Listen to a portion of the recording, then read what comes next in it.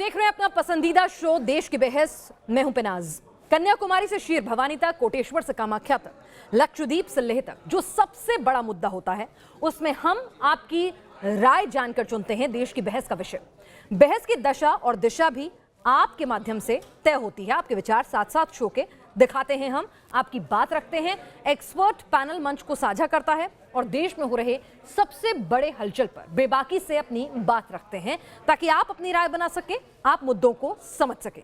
तो आइए शुरू करें देश की बहस। माननीय जनता और मेहमानों के साथ आज आपने देश की बहस का जो मुद्दा तय किया है अपने वोटिंग के जरिए, वो है बंगाल की राजनीति में बार बार बवाल क्यों।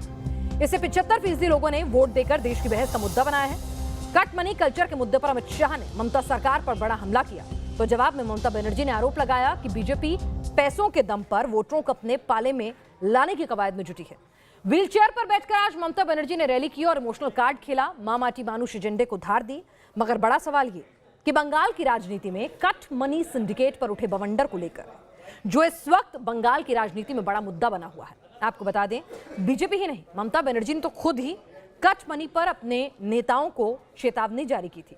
काम के बदले कमीशन का खेल विरोधियों के लिए कितना बड़ा हथियार बनेगा, इस मुद्दे का अंदाजा ममता ने पहले ही लगा लिया था और आज कट मनी पर अमित शाह ने जमकर हमला बोला है। तो क्या जय श्री राम से जो चुनावी बिसात शुरू हुई थी, अब वो कट मनी भ्रष्टाचार पर आ गई है जब ममता इमोशनल कार्ड खेल रही हैं? तो क्या ये ममता पर एक पर्सनल अटैक हो रहा है उनकी क्लीन इमेज पर? इसी पर होगी बात आज देश की बहस में।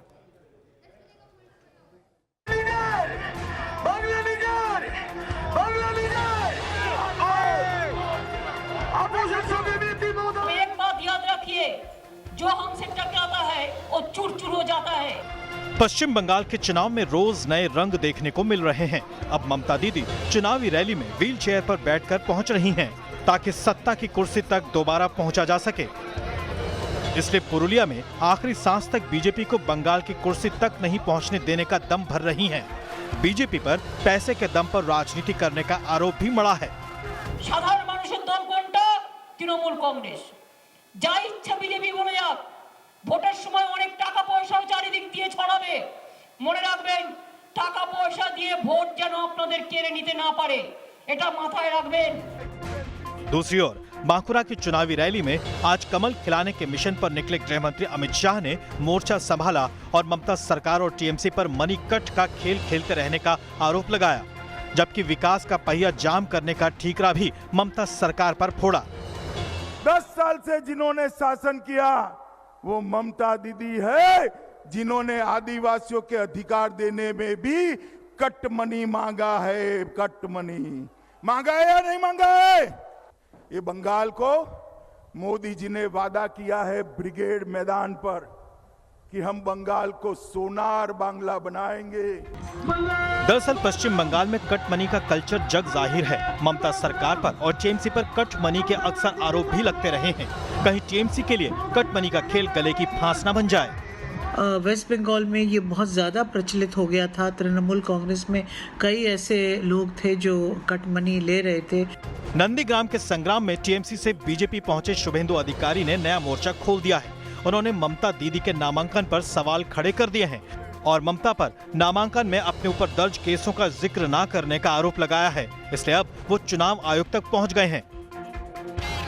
बंगाल में वैसे तो चुनावी मुद्दा जय श्री राम, दुर्गा पूजा, मुस्लिम तुष्टीकरण, हिंसा भी गूंज रहे हैं, लेकिन अब पैसे के खेल पर भी चुनावी मंच से खुलकर एक दूसरे पर वार किया जा रहा है।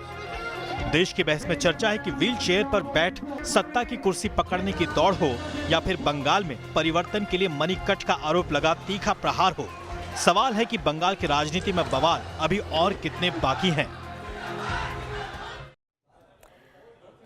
तो व्हीलचेयर पर सवार ममता को सहारे की जरूरत पड़ रही है चलने फिरने के लिए, लेकिन क्या ये व्हीलचेयर का ही सहारा ममता की चुनावी वैतरणी को पार लगाएगा? और तमाम जो मुद्दे हैं उन पर हम लगातार चर्चा करेंगे आज के जो दिन भर के बंगाल की बैटल ऑफ बंगाल में गरमाए रहे।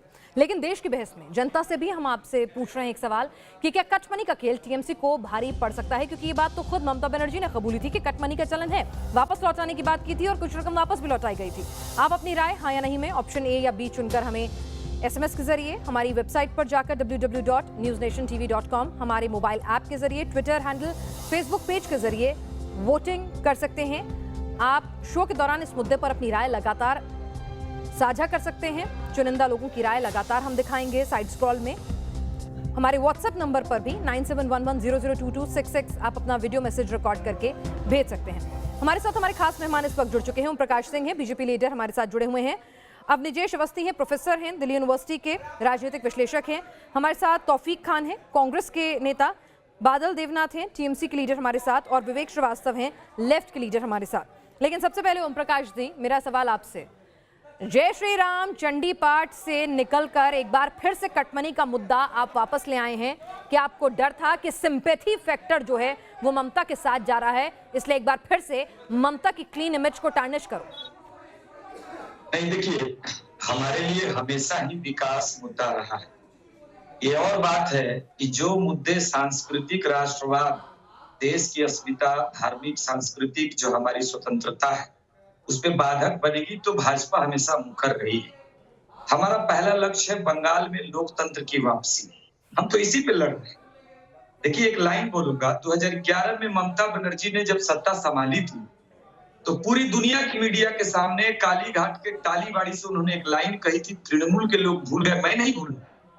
आमरा विजयी हुए ये बार आमादेर के विनयी होते हो, यानी हम विजयी हुए, विनयी होना हो। लेकिन 137 बीजेपी कार्यकर्ता ममता के शासन में इसलिए मार दिए गए कि वो बीजेपी करते हैं। निमता में 90 साल की बुढ़िया को इतनी बेदर्दी से मारा गया क्योंकि उसका बेटा बीजेपी करता है। 9 साल की बच्ची का रेप कर दिया जाता है। सवाल सुना नहीं, आपने सवाल सुना नहीं ओम प्रकाश सिंह जी। अचानक से आपको कटमनी याद आ रही है। बहुत दिन से तो आप कटमनी का मुद्दा भूले हुए थे। बहरहाल बादल देवनाथ जी, ये तो कटमनी पर बात नहीं कर रहे, लेकिन कटमनी आपके गले की खास बन गया है। कटमनी क्योंकि एक ऐसा आरोप है जिसे खुद ममता बनर्जी ने कबूल कर लिया था, तो इससे तो वो ना तो गलते बन रहा है ना निगलते बन रहा है।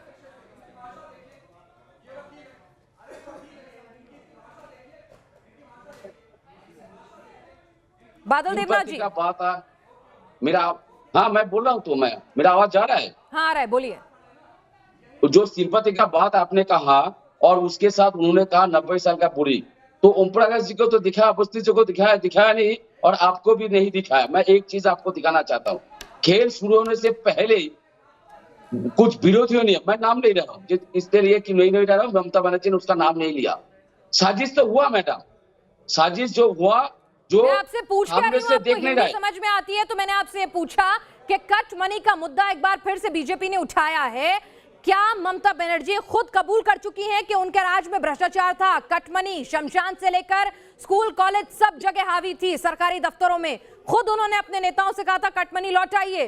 तो ये मुद्दा क्या ममता को चुनावों में भारी पड़ सकता है? मैडम, मैं हिंदी भी समझता हूँ, इंग्लिश भी समझता हूँ, 4-5 भाषा भी समझता हूँ, तो फिर और जवाब बोल वही भी दीजिए सकता ना जो हूँ, सवाल पूछा गया बोल भी सकता हूँ, ममता के साथ बहुत बड़ी साजिश हुई, हादसा वो बाद में लिख भी सकता हूँ। और मेरा 6 डिग्री है, भगवान से आशीर्वाद से मेरा 6 डिग्री है। और सुन लीजिए, जो मैं कर 50 सेकंड तो टाइम दीजिए पहले शुरुआत में। तो जो शुरुआत किया, मैं काटमनी के बारे में बोल रहा हूँ मैडम, आप तो सवाल किया, मैंने तो सुना मैडम। तो जो खेल शुरू किया था, शुरू में ये लोग फाउल किया। फाउल का मतलब क्या होता है? फाउल का मतलब क्या होता है? मैदान में रेफरी क्या करता है? मैदान में रेफरी वही करता है, जो लोग फाउल करता है उसको मैदान से बाहर निकाल देता है। और कैसे देता है जानते हैं मैडम? मैं आपको दिखा रहा हूँ, अवस्थी जी, पूरा देश को न्यूज नेशन से माध्यम दिखा रहा हूँ। देखिए रेफरी क्या करता है, और ये है रेड कार्ड। इसके बाद मैं आ रहा हूँ, अवस्थी जी देख लीजिए, और इसके बाद आ रहा हूँ। काटमानी का बात कोई मैडम नहीं है।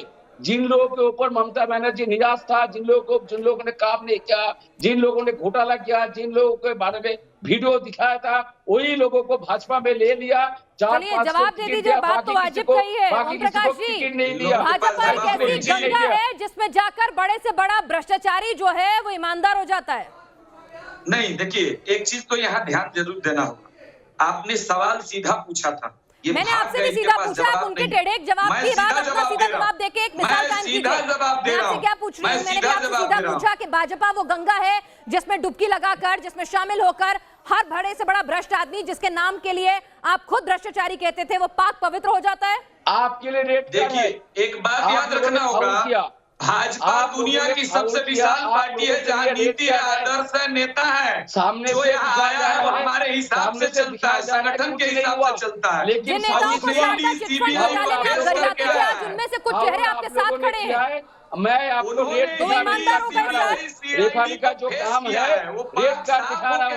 आप किसी आपका शार्ट भी रेड कलर है, आपका शार्ट भी रेड कलर है, और मैं आपको रेड कार्ड दिखा रहा हूँ। रेफारी जो दिखाता है मैं आपको वही दिखा रहा हूँ, रेड कार्ड दिखा रहा हूँ आपको, रेड कार्ड। नाला अगर नदी में मिलता है तो यस, गंगा जल होता है। इतना विशाल समुद्र, इतना विशाल राजनीतिक दल है, हमारी नीति है, नेता है। चलिए विवेक जी भी हमारे साथ जुड़ गए। विवेक जी, यहाँ बीजेपी जय श्री राम और ममता बनर्जी चंडी पाठ, अभी तक तो पूरा चुनाव इसी के इर्द गिर्द घूम रहा था, अब अचानक से ये कट मनी और बीजेपी पैसे के बल पे वोट खरीद रही है, ये कहां से आ गया भाई? क्या लग रहा है आपको? हाँ, देखिए, मैं सिर्फ ये कहना चाहूंगा आपसे कि जब से यहाँ पे कैंपेनिंग एक तरीके से शुरू हुई है तो दो मुद्दों पे भारतीय जनता पार्टी और तृणमूल कांग्रेस का कंपटीशन चल रहा है। पहला कंपटीशन, सबसे बड़ा हिंदू कौन, तो एक हिंदू कार्ड प्ले किया गया। नड्डा साहब ने बोला साहब सबसे बड़े हिंदू तो हम हैं, 14.50% मुसलमानों से 80% हिंदुओं को खतरा है, हम हिंदुओं के चैंपियन हैं। ममता जी ने बोला नहीं, आपसे बड़ी चैंपियन मैं हूं, मैं तो ब्राह्मण भी हूं और हिंदू भी हूं और रोज चंडी का पाठ भी करती हूं। दूसरा जो कंपटीशन दोनों पार्टियों का चल रहा है वो है सबसे बड़ा विक्टिम कौन। भारतीय जनता पार्टी के नड्डा साहब ने बोला मैं बीजेपी जैसी बड़ी पार्टी का अध्यक्ष हूं, मुझ पे हमला हुआ, सबसे बड़े विक्टिम हम हैं साहब, इसलिए सहानुभूति हमारे साथ करिए। आपका क्या ममता जी को चोट लगी, ममता जी कह रही है सबसे बड़ी विक्टिम मैं हूं। लग रहा है कि पश्चिम बंगाल में जब कभी वाम दलों का हमारा स्टैंड ये है, हमारा हाँ, ऐसा लग रहा है बीजेपी वर्सेस तृणमूल कांग्रेस है। आप कहां हैं? आपको तो कॉम्पिटिटर नहीं, ऐसा नहीं है कि हम कहीं नहीं है और आपने कह दिया तो हम कहीं नहीं है, हम तो पूछ रहे हैं। आपने नहीं, ऐसा है मीडिया हाइप होने से कुछ नहीं होगा, रिजल्ट आएगा आपको दिखेगा। ब्रिगेड ग्राउंड पे सबसे बड़ी रैली 10-12 लाख लोगों की हमारी थी, मोदी साहब की रैली में लोग भी नहीं आए थे, ग्राउंड का कैडर इंटैक्ट है। डेवलपमेंट के इशू पे लेफ्ट लड़ेगा, ना राम पे लड़ेगा ना रहीम पे लड़ेगा। हमारा कहना है बीजेपी बता दे अगर ये सत्ता में आएंगे गैस सिलेंडर कितने का मिलेगा, पेट्रोल कितने का देंगे, डीजल कितने का देंगे, ये फैक्ट्स एंड फिगर्स मेरे को बता देंगे। आप जो हैं वो राम रहीम करवा रहे हैं पश्चिम बंगाल में आकर, और ममता बनर्जी कहती हैं आप पैसों के दम पर चुनाव जीतने की कोशिश कर रहे हैं, चुनाव लड़ रहे हैं। आरोपों का जवाब दें। कम्युनिस्ट नेता से एक लाइन पूछिए ना, एक लाइन आप ही पूछ लीजिए। कौन है? हाँ? धर्म गुरु को लेकर ये रैली करते हैं। बंगाल में 34 साल बंगाल को लूट के बर्बाद कर दिए। जनता के हित में बीजेपी बाजार में है, मैदान में, इसलिए नहीं 34 साल अगर सत्ता में रहे हैं इसका मतलब लोगों का प्रेम था। 34 साल अगर हम सत्ता में रहे हैं लोगों का प्रेम था, और भारतीय जनता पार्टी तीसरे या चौथे नंबर पे आएगी। लेफ्ट और तृणमूल की पहली पोजीशन की लड़ाई है और हम ही आएंगे, क्योंकि अरे भैया भारतीय जनता पार्टी का क्या अस्तित्व है आपका? विवेक जी, शायद आप पिछले लोकसभा के नतीजे भूल गए, वामदल कहां खड़े थे? लगता है मोहब्बत कम हो गई, पश्चिम बंगाल के लोगों ने आपसे डिवोर्स ले लिया। लोकसभा के चुनाव असेंबली के चुनाव में फर्क होता है, लोकसभा के चुनाव असेंबली के चुनाव में फर्क होता है, और तृणमूल कांग्रेस के रिजेक्टेड लोग वो जाकर के भाजपा बना रहे हैं, जो तृणमूल का पूरा करकट है।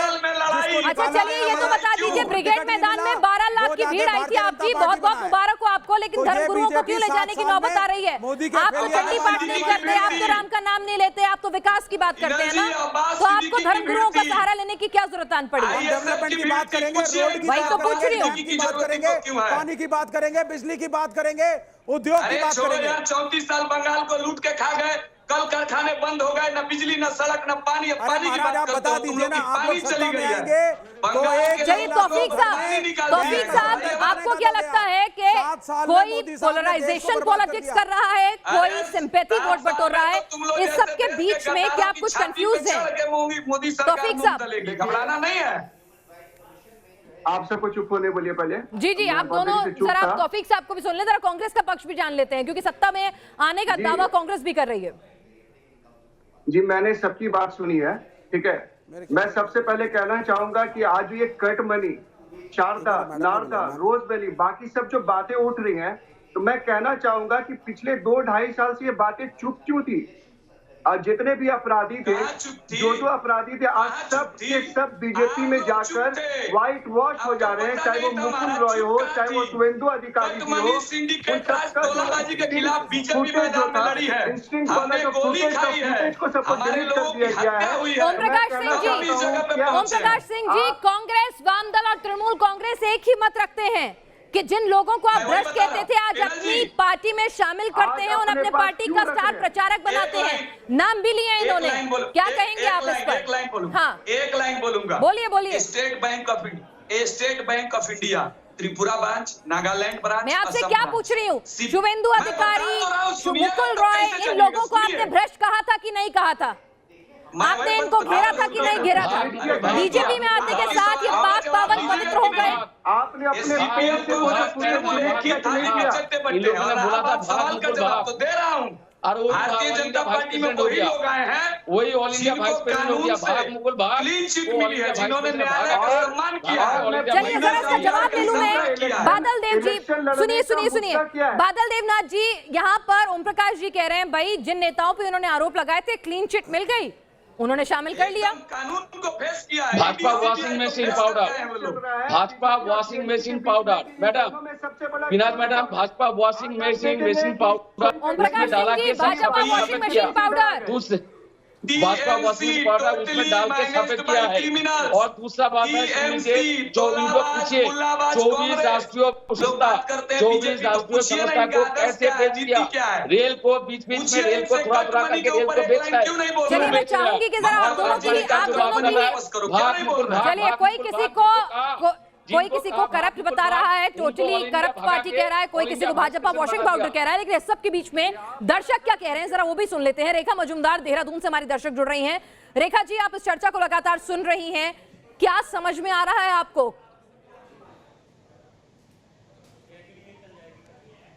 मैं चाहूंगी कि यही एक बहुत बड़ी, जो सबसे बड़ी ताकत इस वक्त है वो है जनता, लोग जो कि पोल करेंगे इस दिन के लिए।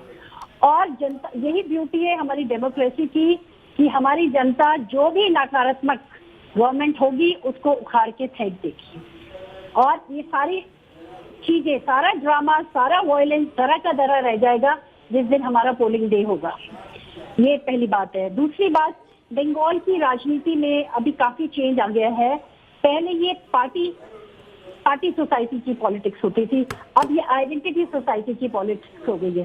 पहले पार्टी मेन होती थी, पहले लेफ्ट थी, लेफ्ट काफी साल तक चलती रही। आपने बहुत अच्छे से कहा कि अब तो आपसे शायद डिवोर्स ले लिया है जनता ने और वो लेफ्ट को समझना चाहिए।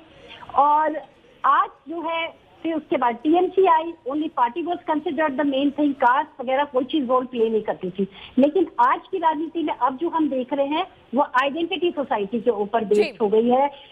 हमारी ममता बनर्जी भी देखो SC/ST को लुभाने की कोशिश कर रही है, अपना काली पाठ कर रही हैं, जगह जगह मंदिर। बंगाल को सोनार बांग्ला बनाने की बात कोई नहीं कर रहा है, बल्कि कभी कोई चंडी पाठ करता है, कभी कोई जय श्री राम का नारा देता है, या फिर कभी मुस्लिम तुष्टीकरण की बात होती है। नहीं लेफ्ट कर रहा है एक सोनार बंगाल की बात। 34 साल से आपके पास सोनार बंगाल बना लिया होता तो आज बंगाल का इंडेक्स जो है कई मामलों में इतना पीछे नहीं होता। पेट्रोल कितने का होगा, डीजल कितने का होगा? विवेक जी, 34 साल बहुत होते हैं, सोनार बांग्ला क्यों नहीं बना दिया? क्यों हर इंडेक्स में बंगाल जो है पिछड़ेपन की मिसाल बनता है? क्यों भुखमरी, क्यों कुपोषण, क्यों नौकरियों की कमी, क्यों इंडस्ट्रियलाइजेशन की कमी है? बंगाल के लोगों की इंटीग्रिटी को क्वेश्चन कर रही हैं। अगर 35 साल तक हमारे को चुना था तो हम कुछ कर रहे होंगे ना काम। अच्छा उस समय के हिसाब से हम कुछ कर रहे थे। 10 साल से ममता बनर्जी ने कुछ नहीं किया, 7 साल से नरेंद्र मोदी ने कुछ नहीं किया है। इनके पास दिखाने के लिए ट्रैक रिकॉर्ड नहीं है, दिखाने के लिए ट्रैक रिकॉर्ड नहीं है। आपने बहुत कुछ चर्चा किया था, जनता ने एंटी इनकम्बेंसी के चलते दूसरों को मौका दिया। अब शायद जनता आपके फिर से पुराने सोनार बांग्ला को याद करके मौका देगी कि नहीं, जनता को तय करना है। तौफीक साहब, शुभेंदु अधिकारी आज बीजेपी में है। शुभेंदु अधिकारी 10 साल से टीएमसी में थे, 10 साल से शुभेंदु अधिकारी टीएमसी में थे। नंदीग्राम का बुरा हाल किया, और वही आदमी अगर बीजेपी में चला जाएगा तो परिवर्तन कहां से होने जा रहा है? चलिए मैं ये बात करूंगी, लेकिन तौफीक साहब सर मैं अभी आपसे समझना चाहती हूँ कि इस सब के बीच में कांग्रेस जो है क्या कंफ्यूज है? कभी कांग्रेस खुद को बताती है कि हाँ वो हिंदुत्व की राह पर चल निकली है, लेकिन फिर वो मुस्लिम अपीजमेंट पर आ जाती है। कांग्रेस कहाँ खड़ी है इस सब के बीच में? क्यों टीएमसी की एंटी इनकम्बेंसी कांग्रेस और लेफ्ट मिलकर अपने पाले में करने में कामयाब नहीं हुए? बीजेपी को इतना स्ट्रांग कैसे होने दिया? जहां पर बीजेपी का कोई अस्तित्व नहीं था कैसे उभरने दिया? कोई गलती कोई कमी आपके खेमे की नहीं रही? देखिए, सबसे पहले बोलना चाहूंगा कि 2016 के इलेक्शन के बाद जब वाम फ्रंट और कांग्रेस ने मिलकर इलेक्शन लड़ा था तो लगभग 37% से अबव वोटिंग परसेंटेज वाम फ्रंट और कांग्रेस को मिली थी और लगभग 42% टीएमसी को मिली। तो मैं कहना चाहूंगा यहाँ पर बंगाल में ऑपोजिशन कांग्रेस है, जिनके ऑपोजिशन लीडर अब्दुल मन्नान जी हैं, और ये कहना कि यहाँ पर कमजोर होना या कंफ्यूज होना या किसी एक जात पात को लेकर चलना, तो आजादी के बाद से कांग्रेस की विचारधारा एक है। आप ना यही कैलकुलेट करते रहिएगा कि कितने सारे लोगों ने बीजेपी को वोट नहीं दिया और आप मिला लीजिए कि किसने वोट नहीं दिया। आप लोकसभा चुनावों में भी यही करते हैं, लेकिन आप ये भूल रहे हैं कि वोटिंग परसेंटेज अपनी जगह और वोट सीट अपनी जगह जो आपको नहीं मिल रही, इसलिए सत्ता से दूर हैं आप बार बार ये कैलकुलेशन करके गिनवा देते हैं कि अन्य पार्टियों को दिया, इतने लोग बीजेपी को पसंद नहीं करते थे। आप एक बात बताइए, इतने दिन से 105 दिन से अधिक दिन हो गए, किसान अभी भी रास्ते में है, उनका मुद्दा को क्यों नहीं सुलझाया जा रहा है? पेट्रोल और डीजल का दाम क्यों कम नहीं किया जा रहा है? आज कलकत्ता के हर नुक्कड़ में किसान रास्ते में दिख रहे हैं। किसके अगेंस्ट में? कि वोट अगेंस्ट बीजेपी। आखिर क्या है? तौफीक साहब ठीक है, आप इन मुद्दों के साथ जाएंगे, लेकिन फिर आपको धर्मगुरुओं के सहारे की जरूरत क्यों पड़ जाती है? अगर आपके पास इतने विपक्ष के, इतने बीजेपी के नाकामियों की पूरी फहरिस्त मौजूद है, तो फिर मुस्लिम अपीजमेंट, धर्मगुरुओं का सहारा। बात करते हैं धर्मगुरु का, तो मैं कहना चाहूंगा कि अगर कोई टकले हो तो चाणक्य नहीं बन जाते, और अगर कोई दाढ़ी बढ़ा ले तो रविंद्रनाथ टैगोर जी नहीं बन जाते। जिस हिसाब से किसी का दाढ़ी बढ़ रहा है ना, तो उस हिसाब से पेट्रोल का दाम दिन ब दिन बढ़ते जा रहा है। और रही बात, तुम लोग गायब हो जाओ। देखिए, वो देश के प्रधानमंत्री हैं, मैं आपसे गुजारिश करूंगी कि आप अपने शब्दों का चयन जो है सही तरीके से करें। अब निजेश अवस्थी जी भी हमारे साथ इस वक्त जुड़े हुए प्रोफेसर हैं। अब निजेश जी, आपने सभी को सुना है, आप राजनीतिक विश्लेषक हैं, जरा ये समझाइए कि क्या ममता दीदी के साथ वो हादसा या हमला जो भी हुआ उसके सस्पेंस को छोड़िए, लेकिन व्हीलचेयर पर प्रचार करती ममता जो है वो कहीं ना कहीं बीजेपी के लिए भी एक मुसीबत का सबब बन रही हैं। संपत्ति वोट उनके पास जा रहा है और यही वजह है कि जय श्री राम के नारे पर चलकर पश्चिम बंगाल में कमल खिलाने की कोशिश में लगी बीजेपी आज ममता पर एक बार फिर से कटमनी के आरोप लगा रही है। देखिए, हम कटमनी पे हमेशा आरोप लगाते हैं, ये सही घटना। काफी दिनों से गायब थे, इसलिए कह रही हूँ, जरा रुक जाइएगा एक बार। अब निजेश अवस्थी जी से भी उनकी राय ले लें, राजनीतिक विश्लेषक हैं वो। जी पिनाज मैं किसी के बीच में नहीं बोलता हूं और चिल्लम चिल्ली की बहस करता नहीं हूं। मैं स्पेशली कहूंगा कि बादल देवनाथ और विवेक श्रीवास्तव बीच में ना बोले, मेरी बात सुन लें। और मैं आप लोगों के लिए बोल भी नहीं रहा हूं, मैं न्यूज नेशन के दर्शकों के लिए बोल रहा हूं। आप लोग तो नहीं समझेंगे, आप लोग तो समझे समझाएं। पिनाज, पहली बात मैं बता दूं, कभी भी नेपथ्य में नहीं गई। अभी नरेंद्र मोदी की ये फिर बोला ना ये चीनी आदमी, ये चाइनीज आदमी को क्यों ले आते हैं आप बार-बार? 3 में ना 13 में लोकसभा में एक सीट नहीं मिली इनको पश्चिम बंगाल से, एक सीट नहीं मिली। आप बताइए मेरी बुलंद आवाज से अभी नरेंद्र मोदी की रैली में पिनाज फिर मैं नहीं बोलूंगा। अगर इनका आप इनको बुलवाइए, फिर अपनी बात रखने दीजिए, फिर आप भी अपनी बुलंद आवाज में बोलिएगा। एक बार उनको सुन लें पहले। जी सर बोलिए। अच्छा बोलिए अग्निवेश जी, बोलिए। मैं सुन रहा हूं, बोलिए। पिनाज नरेंद्र मोदी ने रैली में नारा क्या लगवाया था? तोलाबाजी और नोए लगाया था ना। कभी नेपथ्य में चला गया, कब छोड़ दिया कटमनी का नारा? और कटमनी का मुद्दा ये बीजेपी का नहीं है, कटमनी का मुद्दा तो खुद टीएमसी का है। टीएमसी के भूतपूर्व सांसद कहते हैं कि मैं घर बनवा रहा था, मेरे पास कटमनी लेने आ गए। ये तो ओपन फैक्ट है, स्वीकार किया गया है। इसमें कहीं कोई किसी तरीके का क्वेश्चन मार्क नहीं है। नहीं, ये सरकारी खुद ममता बैंकों के बनर्जी ने घोटाले हो कहा रहे हैं, कटमनी वापस उसके कर दो, बारे में भी दो शब्द कटमनी बोल दो ना। वापस कर दो। भाई कटमनी कौन हो रहा बोला है, वो ये? तो हम भी मानते हैं। भाई ये केंद्र पिनाज, सरकार के पिनाज, नाक के मैं बोला नीचे इनके बीच में, जो प्राइवेट आपने बैंक इनको हैं, आप जो सरकारी विवेक जी पिनाज, वो अपनी पिनाज। बात रख रहे हैं, वो और किसी पिनाज। पार्टी का नाम नहीं ले रहे हैं, वो चुनावी स्ट्रैटेजी पर बात कर रहे हैं। समझिए विवेक जी, हम उनसे चुनावी स्ट्रैटेजी समझने की कोशिश कर रहे हैं। वो राजनीतिक विश्लेषक हैं, जरा उन्हें अपनी बात रखने दीजिए, फिर मैं आप सबके पास जवाब लेने के लिए आऊंगी। वैसे ही उन्हें सबसे अंत में बोलने का मौका दिया है, क्योंकि वो विश्लेषक हैं, आप नेता हैं, आपको ज्यादा मौका मिलेगा, लेकिन पर सुनिए और समझिए तो सही उन्हें। ठीक है, ठीक है जी, बोलिए सर। पिनाज, बड़ी साफ सी बात है, बड़ी साफ सी बात है कि 34 साल के शासन का 34 साल का शासन किया आवाम ने। जो कलकत्ता की जीडीपी 1947 में क्या थी, 50 में क्या थी, 60 में क्या थी, 70 में क्या थी और 2016 में क्या थी, 2011 में क्या थी और 2021 में क्या है। देश के अर्थव्यवस्था में कलकत्ता फिल्मों के गानों में गाया जाता था। लोग नौकरी करने के लिए पूरा उत्तर प्रदेश का व्यक्ति कलकत्ता जाया करता था। वो आज कलकत्ता जिस हालत में है, जिस हालत में है पूरा पश्चिम बंगाल जिस ये सोनार बांग्ला क्या बनाएंगे? तो सोने के लुटेरे, ये तो सोने की स्मगलिंग कर रहे हैं। केरल में पकड़ा गया इनका मुख्यमंत्री। अरे सरेआम पकड़ा गया है। तुम्हारे सोनार बंगाल में सिलेंडर कितने का बेचोगे? चीन की सेना को चंदा देने वाले, चीन की सेना को चंदा देने वाले, जो किसान यहाँ बॉर्डर पे बैठा है दिल्ली के, बंगाल के किसान का क्या करने जा रहे हो? मुझे अपनी नीतियां बताओ। की सेना 7 साल में सरकारी बैंकों को खाली किया। मैं कहता हूं कि ये आदमी देशद्रोही है। और सरकारी जो आदमी भारत की सेना को जीडीपी तुमने खत्म देने से मना करे, उसे आप क्या कहेंगे?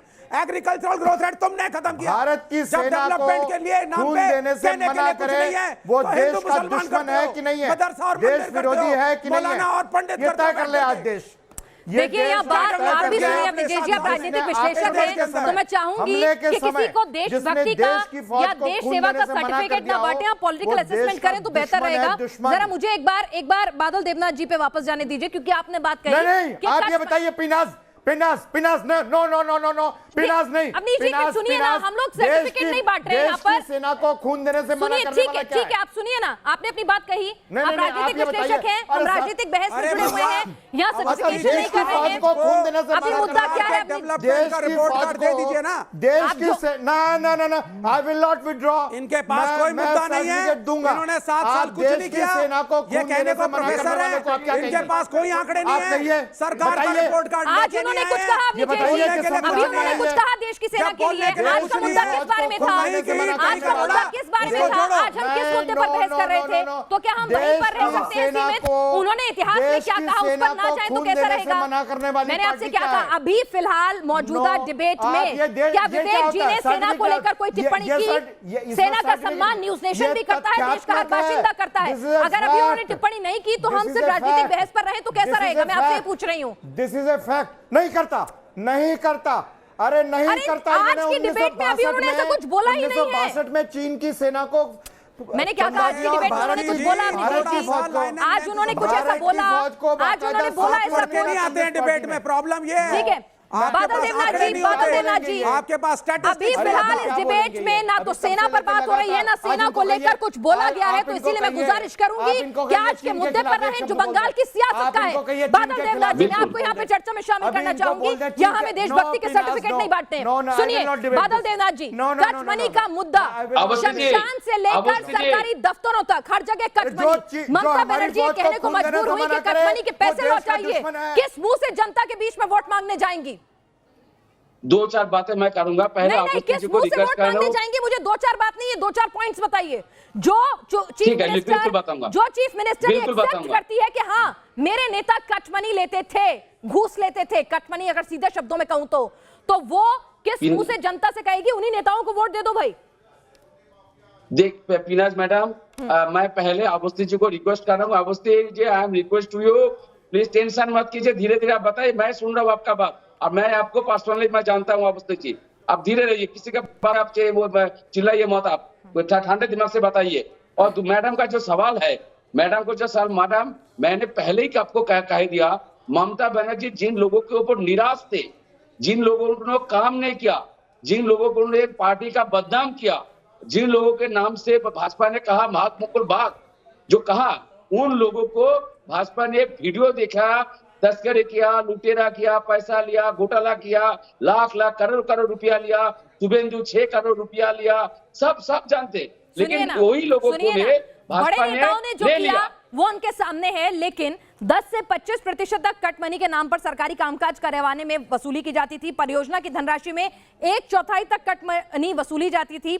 साथ ही साथ शमशान तक के लिए भी कट मनी वसूली गई। इस तरह की भी बातें ग्राउंड जीरो से निकलकर सामने आई हैं। तो आप एक बात बताइए, जो काडर है आपका, अगर उस नेता ने सत्ता में होने का बेजा फायदा उठाया, जिसे खुद ममता बनर्जी ने कबूला, ये उनके लिए एक, अगर मैं कहूं कि ठीक है, बड़ा उन्होंने परिपक्वता दिखाते हुए कबूला, लेकिन सिर्फ कबूलने भर से बात हो जाती है क्या? उनकी नाक के नीचे सब कुछ हो रहा था इतने सालों से, तब उन्हें नहीं दिख रहा था कट मनी कल्चर है?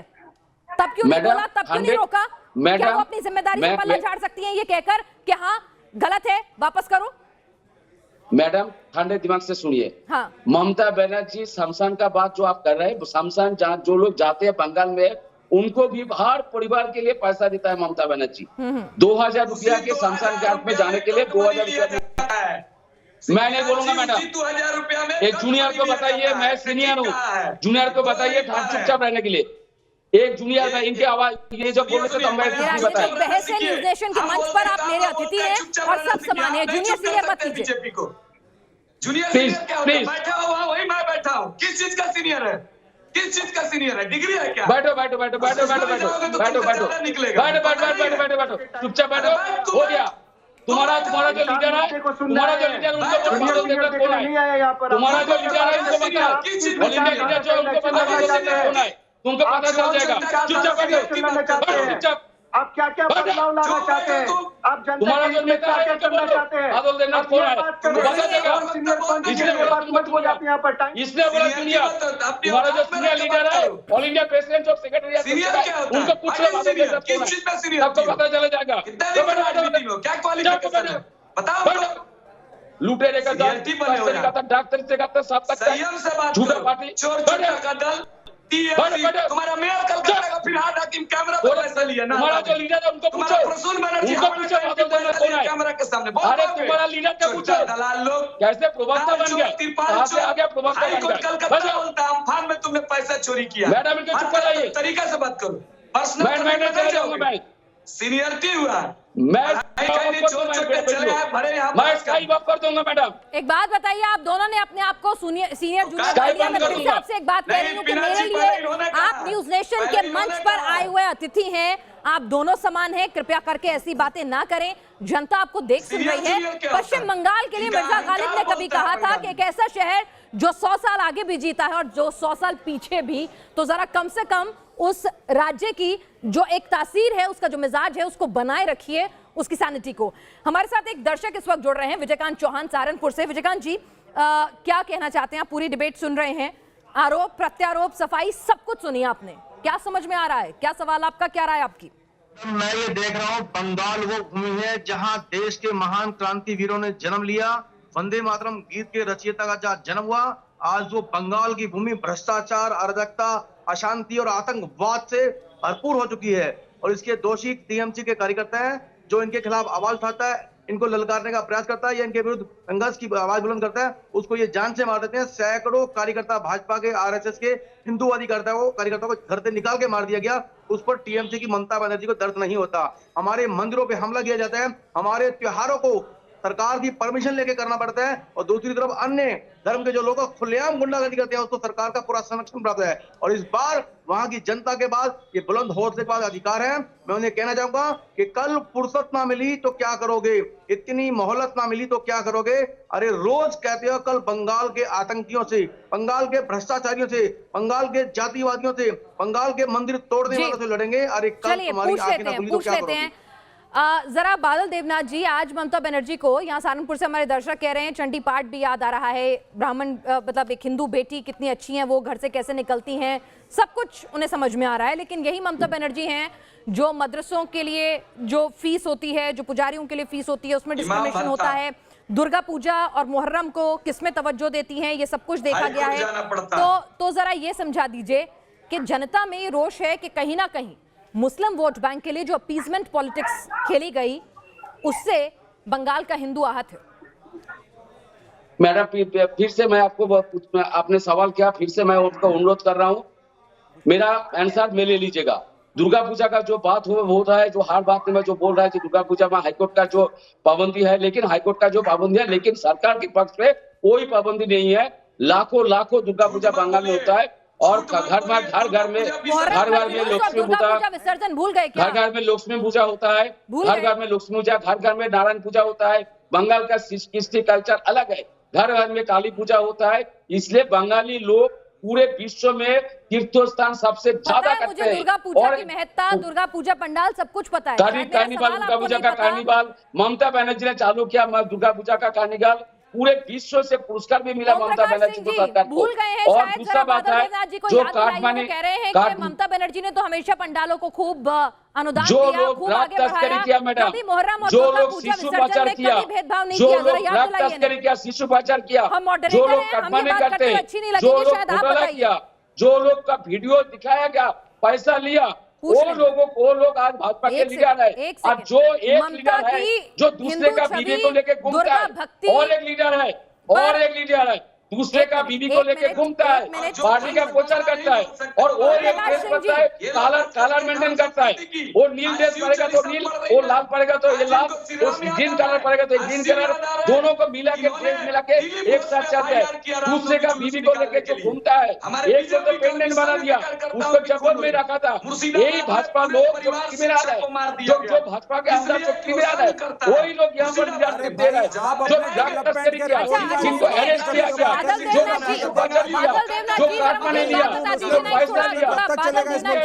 ममता दीदी जल्द से जल्द स्वस्थ हो, उनकी सेहत अच्छी हो, इस कामना के साथ एक सवाल लोगों के जहन में लगातार सोशल मीडिया पर और बीजेपी तो खुलकर पूछ रही है। रवि किशन जी ने तो कह भी दिया कि ममता दीदी को क्या हुआ है। ममता दीदी को हेयरलाइन फ्रैक्चर हुआ है, मसल फटी है, फ्रैक्चर हुआ है, क्या हुआ है? उनके मेडिकल बुलेटिन में क्लैरिटी क्यों नहीं है? और ऐसा कौन सा फ्रैक्चर है जिसमें एक दिन गर्म पट्टी बंधी नजर आती है, दूसरे दिन प्लास्टर, फिर कट जाता है? क्या हो रहा है? ये सस्पेंस क्यों? ममता बनर्जी नहीं बना सकते हो तुम लोग। मैंने आपसे पूछा कुछ, मैंने आपसे कुछ पूछा बादल देवनाथ जी, ममता दीदी को क्या हुआ है? मसल फटी है, हेयरलाइन फ्रैक्चर हुआ है, फ्रैक्चर हुआ है, क्या हुआ है? तुम लोग बादल देवनाथ जी, यहाँ पर रवि किशन जी ने एक स्टेटमेंट दिया है, वो मैं पढ़कर आपको सुना देती हूँ। व्हील चेयर पर दीदी बैठे, 24 घंटे में प्लास्टर कैसे कटा, ये कैसी चोट? बिल्कुल नहीं, रवि किशन जी झूठ बोला। नहीं, मैं तो पूछ रही हूँ, आप टीएमसी के प्रवक्ता हैं, ममता दीदी के बारे में आपसे ज्यादा कौन जानेगा? जरा बता दीजिए आज न्यूज नेशन पर कि ममता दीदी को क्या हुआ है? हेयरलाइन फ्रैक्चर, मसल पुल फ्रैक्चर, क्या हुआ है? क्या हुआ है? बादल देवनाथ जी, आपकी नेता को क्या हुआ है? पश्चिम बंगाल की मुख्यमंत्री को क्या हुआ है? Only 5 second.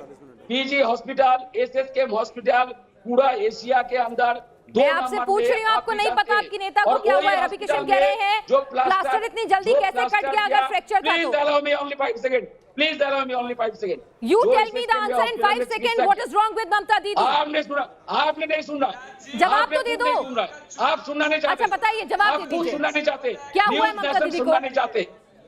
जवाब नहीं मिलेगा। जिस अस्पताल में उस अस्पताल का नाम एसएसकेएम है और पूरा एशिया में 2 नंबर में है, उसी अस्पताल ने तय किया, उनका प्लास्टर बड़ा था, वो ममता बनर्जी का इच्छा से वो रैली जाना चाहते थे, उसने उसका प्लास्टर को थोड़ा छोटा किया, मतलब उसका प्लास्टर को नहीं काटा गया। और एक बुजुर्ग महिला जो 65-66 साल है, जो उसका हार्ट में चीर होता है, उसका 1.5 महीना लगता है, उसका चीर ठीक होने में 1.5 महीना लगता है। मैडम आप भी कुछ जानते, प्लास्टर नहीं काटा, प्लास्टर को छोटा किया और व्हील चेयर दिया, उसी जगह से व्हील चेयर दिया। ममता दीदी को फ्रैक्चर हुआ है? फ्रैक्चर हुआ है ना? बिल्कुल फ्रैक्चर हुआ है। अच्छा ठीक है। यहाँ पर कौस्तुभ जी हमारे साथ, कौस्तुभ बागची जी हमारे साथ कांग्रेस से इस वक्त जुड़ चुके हैं। कौस्तुभ जी, आप लोग भी थोड़ा कंफ्यूज रखते हैं कि ममता बनर्जी के चोट पर आपको चोट करनी है या फिर सिंपैथी दिखानी है, क्योंकि आपके कुछ लीडर्स उनके जल्द स्वास्थ्य की कामना करते हैं, उन पर सिंपैथी दिखाते हैं, तो अधीर रंजन चौधरी कहते हैं ड्रामा है। कांग्रेस कब तक कंफ्यूज रहेगी? नहीं, वैसे आप दिखाओगे तो वैसे ही तो दिखेगा।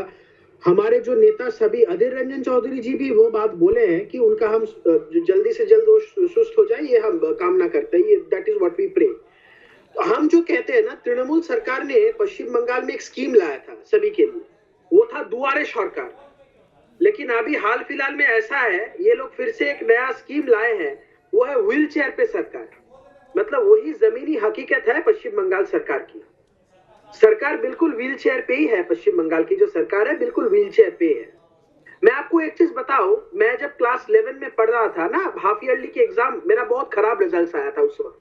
तो क्या हुआ, मैं जब घर आ रहा था तो मैं एक मेडिकल शॉप से एक क्रेप बैंडेज खरीदा और अपने पैरों में लगा लिया। तो जब घर घुसा तो रिजल्ट के बारे में कुछ बात नहीं हुआ। जो बातें हुआ सिर्फ सहानुभूति मिली मेरे को, वो सिर्फ पैर देख के मम्मी बोला क्या हुआ, रिजल्ट के बारे में बातें नहीं हुई। अभी तृणमूल जब 5 साल के बाद लगभग 10 साल सरकार में रही, हमने कुछ नहीं कहा है, कांग्रेस ने आरोप लगाए, जरा जवाब दे दीजिए। रिजल्ट के डर से फ्रैक्चर हुआ है, सरकार जो है वो व्हीलचेयर पर ही चलाई है आपने, इतनी बुरी हालत में है, आरोप संगीन है। सुनिए मैडम, कौस्तुभ मेरा छोटा भाई है और मैं जानता हूँ कौस्तुभ को, और कौस्तुभ जो बता दिया उदित चौधरी ने नौटंकी कहा दिया, जैसे भाजपा वालों ने पहले कहा दिया ममता बनर्जी नौटंकी कह रहे हैं, नौटंकी। और मैडम नहीं बोलेंगे ना, एक बच्चा जो फेसबुक लाइव किया था, उस फेसबुक लाइव में बता दिया ममता बनर्जी ने कोई झूठ नहीं कहा, 200-400 लोग ने उनको घेर लिया था और बाहर से धक्का दे रहा था 2-3 लड़का, वो जानबूझ के किया कि नहीं किया, साजिश हुआ, वो शुभेंदु किया कि निर्वाचन और अमित शाह जी खूब जानते हैं, मोदी जी भी जानते हैं और शुभेंदु का करियर खत्म तो पूरी जान लो। और एक बात बादल जी आप अगर थोड़ा शांत पढ़ेंगे तो मैं कुछ बताऊं, चोट आया, अगर आप थोड़ा शांत पढ़ेंगे तो मैं कुछ लॉजिकल प्रश्न आपके सामने रखना चाहता हूँ। मैं कुछ लॉजिकल बादल जी थोड़ा शांत पढ़िए। ओम प्रकाश भाई साहब थोड़ा बोलने दीजिए, थोड़ा लॉजिकल बात कहते हैं। एक चीज सुन लीजिए, ममता बनर्जी अगर ये जानती है कि उनके ऊपर जो जानलेवा हमला हुआ था, अगर ये राज्य प्रशासन को ये पता है उनके खिलाफ जो उनके ऊपर जानलेवा हमला हुआ था, एक भी एफआईआर दर्ज क्यों नहीं हुआ? और बादल जी मैं बोलता हूँ, मैं सुन लीजिए बादल जी, इतना धैर्य रखिए आप, इतने बुजुर्ग इंसान हैं, सुन लीजिए। एक बात मेरी समझ में नहीं आ रही कि ममता बनर्जी के व्हीलचेयर पर बैठने के साथ कांग्रेस हो, लेफ्ट हो या बीजेपी हो, सभी इतना तिलमिला क्यों गए हैं? नहीं आप सुन लीजिए ना, 10 तारीख को क्या व्हीलचेयर पर बैठी दीदी जो है पैदल मार्च करती दीदी से ज्यादा भारी है, ये मैं समझूंगी। अब विजय जी हमारे साथ इस वक्त जुड़े हुए हैं, पॉलिटिकल एनालिस्ट हैं। सुनिए अब निजेश जी, क्या व्हीलचेयर पर बैठी हुई दीदी वाकई में तमाम पॉलिटिकल ओपोनेंट्स के लिए भारी पड़ सकती हैं? सिंपैथी वोट, क्योंकि वो बंगाल की बेटी है, एक अलग रिस्पेक्ट है उनका, कहीं ना कहीं नुकसान पहुंचा सकता है, इसीलिए कांग्रेस, लेफ्ट, बीजेपी सब इससे तिलमिलाए हुए हैं दीदी के व्हीलचेयर पर आने से। बिल्कुल लेफ्ट और कांग्रेस परेशान नहीं है, हम चाहते हैं मुख्यमंत्री स्वस्थ हो जाएं। अच्छा ठीक है, अब निजेश जी से जवाब ले लूं। अच्छा ठीक है, सुनिए, आपको इस बात का सम्मान करना होगा कि अब निजेश जी जो हैं, जब तक आप लोग बोलते हैं वो कुछ नहीं बोलते हैं, एक संजीदा विश्लेषक के तौर पर वो लगातार आपके मतों को सुनते हैं। अब आपसे मेरी गुजारिश है, जब वो अपनी राय रखें तो आप भी उसी संयम का परिचय दें। सर बोलिए। पिनाज जी मैं किसी को भी चोट का सर्टिफिकेट नहीं दे सकता हूं, चोट लगी है या नहीं लगी है, लेकिन हमला नहीं हुआ है। एक बात तो बड़ी साफ है, ये इस इलेक्शन कमीशन में भी साफ हो गया और ममता बनर्जी की पार्टी के वक्तव्यों से भी साफ हो गया कि हमला नहीं हुआ और हमला हुआ भी नहीं। वहाँ के लोकल लोग, स्थानीय लोगों ने बड़े साफ तौर से बताया। लेकिन महत्वपूर्ण बात यह है कि लोकतंत्र की हत्या, संविधान खतरे में करने वाले बात मैं और किसी की बात कह भी नहीं सकता हूँ, क्योंकि सर्टिफिकेट मैं दे नहीं सकता हूँ किसी को। लेकिन आपके चैनल ने नदिया दिखाया जहाँ पर मंदिर में पूजा नहीं कर सकते, घंटी नहीं बजा सकते, कीर्तन नहीं कर सकते, ये आपके चैनल ने दिखाया ना, और इसी देश में है। लेकिन वहाँ कहीं खतरा नहीं है, वहाँ संविधान खतरे में नहीं है, वहाँ लोकतंत्र खतरे में नहीं है। मैं बशीरहाट की बात नहीं कर रहा जहां संविधान हर जगह खतरे में है। मैं आप ज्यादा हिंदू मुसलमानवाद हर जगह मत करिए। लगाने पर कोई कह दे, कोई मुख्यमंत्री कहे कि चमड़ी उधेड़ देंगे, फिर ये बीच में बोले आपने पिनाज, मैं नहीं बोल रहा, पिनाज मैंने नहीं बोला, ये आपके चैनल ने दिखाया है, आपके चैनल ने सर्टिफिकेट दिया है, आपके चैनल ने सर्टिफिकेट जारी किया है। एक बात सुनिए, बादल देवनाथ जी, अगर अभिषेक जी अपनी राय रख रहे हैं तो शांति से सुनिए, फिर काउंटर कीजिएगा ना। वो आपके पॉलिटिकल ओपोनेंट नहीं है। मैंने क्या कहा, वो एक विश्लेषक के तौर पर जुड़े हैं, वो पॉलिटिकल ओपोनेंट नहीं है। वो आपके लिए प्रचार प्रसार या आरोप लगाने नहीं जा रहे हैं। उनकी बात तो सुन लें। जी अवनीश जी, बात खत्म कीजिए आप अपनी। एक सेकंड कौस्तुभ जी, एक सेकंड। मैं पिनाज एक बात बड़ी साफ सी है कि यहाँ पर ममता बनर्जी को सहानुभूति के आधार पर नहीं, 10 साल के काम के आधार पर वोट मांगना चाहिए। वो किसी भी रैली में आपने जय श्री राम का विरोध करते हुए देखा, भाजपा के बारे में उल्टे नड्डा खड्डा फड्डा छड्डा ये बोलते हुए देखा एक सिटिंग चीफ मिनिस्टर को जो मुख्यमंत्री के पद पर है। क्या उन्होंने कुछ भी बताया कि मैंने ये किया? क्या बंगाल में आज उद्योग है? क्या बंगाल में आज रोजगार की स्थिति है? बोला, क्या बंगाल में आपने बता दिया सर, सुख आप अपनी सरकार भारतीय जनता पार्टी की बात करिए ना। बाहर से आने वाले रोहिंग्यों के बीजेपी भी तो नहीं बता रही है कि वो कैसे सोनार बांग्ला बनाएगी। बीजेपी को रोड मैप लेके सुन लीजिए, आपने पूछा है तो बता देता हूँ। अभी उस 7 मार्च की रैली में प्रधानमंत्री मोदी ने जिसमें आप ये कह रहे हैं कि पूरा मैदान खाली पड़ा हुआ था। अब सुन लीजिए ना। चलिए आप लोगों के बीच में जनता की राय भी ले लेते हैं। दिल्ली से राकेश कुमार हमारे साथ, हमारे दर्शक जुड़ रहे हैं, थोड़ा जरा उनको भी सुन लें कि वो क्या इस डिबेट से समझ पा रहे हैं इस मुद्दे पर। जी देखिए, जिस तरीके से चाहे वो देश में या किसी भी प्रदेश के अंदर कोई भी चुनाव हो, वो जनता के मुद्दे पर वो चुनाव होना चाहिए। लेकिन जो बंगाल का चुनाव है वो कहीं ना कहीं जाति, धर्म या किसी विशेष वर्ग या धार्मिक नारों में कहीं ना कहीं बंद कर रह गया है, केंद्रित होकर रह गया है।